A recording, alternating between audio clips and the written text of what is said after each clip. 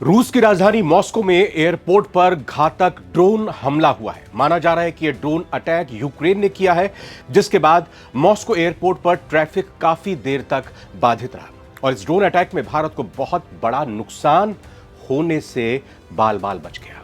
Operation सिंदूर पर रूस गया भारत के सांसदों का प्रतिनिधिमंडल मॉस्को एयरपोर्ट पर ड्रोन अटैक की चपेट में आते आते बच गया। इस विमान में डीएम के सांसद कनिमोझी सवार थीं। ड्रोन अटैक की वजह से कई घंटों तक यह विमान मॉस्को एयरपोर्ट पर आसमान पर ही मंडराता रहा, चक्कर लगाता रहा। कई घंटों की देरी के बाद और सुरक्षा स्थितियों के आकलन के बाद आखिरकार यह विमान मॉस्को एयरपोर्ट पर उतरा। ऑपरेशन सिंदूर पर दुनिया के देशों को भारत का रुख बताने के लिए भारत की तरफ से 6 प्रतिनिधिमंडल अलग अलग देश के दौरे पर हैं और भारत की ओर से जो प्रतिनिधिमंडल रूस गया है उसमें डीएम के सांसद कनिमोझी, समाजवादी पार्टी के सांसद राजीव राय, आरजेडी सांसद प्रेमचंद गुप्ता, कैप्टन ब्रजेश, अशोक कुमार मित्तल और राजदूत मंजीव सिंह पुरी शामिल हैं। सांसद कनिमोझी के नेतृत्व में सांसदों का यह डेलीगेशन 22 मई को रूस के लिए रवाना हुआ था।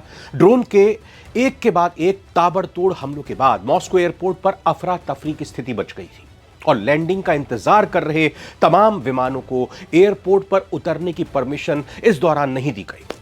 मॉस्को एयरपोर्ट ने घरेलू और अंतर्राष्ट्रीय दोनों फ्लाइट्स को कई घंटों के लिए सस्पेंड कर दिया था, निलंबित कर दिया था और इसके कारण सांसद कनिमोझी करुणानिधि को ले जा रहा विमान लैंड नहीं कर सका और उसे हवा में ही चक्कर लगाने पड़े। आखिरकार कई घंटों की देरी के बाद सांसदों का यह डेलीगेशन का विमान उतरने के लिए परमिशन हासिल कर पाया और फिर सुरक्षित मॉस्को एयरपोर्ट पर इसकी लैंडिंग हुई।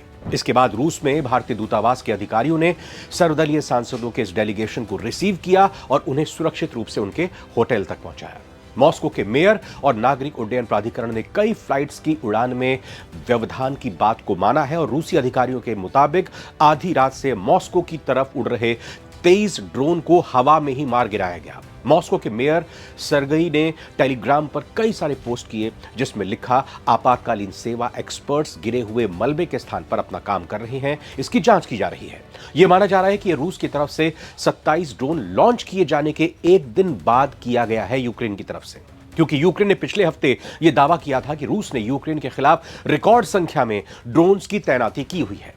जैसा कि आप जानते हैं कि 3 साल से ज्यादा समय से यूक्रेन और रूस के बीच जंग चल रही है जो अभी भी निर्णायक मोड़ पर नहीं पहुंची है। यूक्रेन अक्सर रूस के अलग अलग हिस्सों पर ड्रोन हमले करता रहता है और इस बीच रूसी राष्ट्रपति व्लादिमीर पुतिन ने कीव और पश्चिमी देशों की तरफ से बिना शर्त और तत्काल युद्ध विराम के आह्वान को बार बार खारिज कर दिया। ट्रंप ने भी यह कहा था कि वो यूक्रेन और रशिया का युद्ध रुकवा देंगे, वो भी कामयाब नहीं हो पा रहे हैं।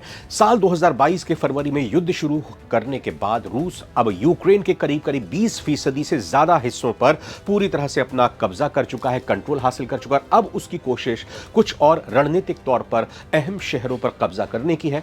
वही बात अगर भारत के सांसदों के दौरे की करें तो रूस की अपनी यात्रा पूरी करने के बाद यह शिष्टमंडल स्लोवेनिया, ग्रीस, लातविया और स्पेन की यात्रा करेगा। मॉस्को पहुंचने पर डीएम के सांसद कनिमोझी ने कहा कि रूस भारत का रणनीतिक साझेदार है। उन्होंने आगे कहा कि हम हमेशा कूटनीतिक मुद्दों, व्यापार समेत तमाम मसलों पर मिलकर काम करते रहे हैं। ऐसे समय में जब बार बार आतंकवादी हमलों का सामना करना पड़ रहा है, रूस से संपर्क करना बहुत जरूरी हो जाता है। भारत में हमने 26 लोगों को खो दिया, इसलिए भारत सरकार और प्रधानमंत्री ने फैसला किया कि देश भर से विभिन्न दलों के सांसदों को भारत का आतंकवाद के खिलाफ रुख और हमारी स्थिति दुनिया के सामने रखने के लिए भेजा जाए।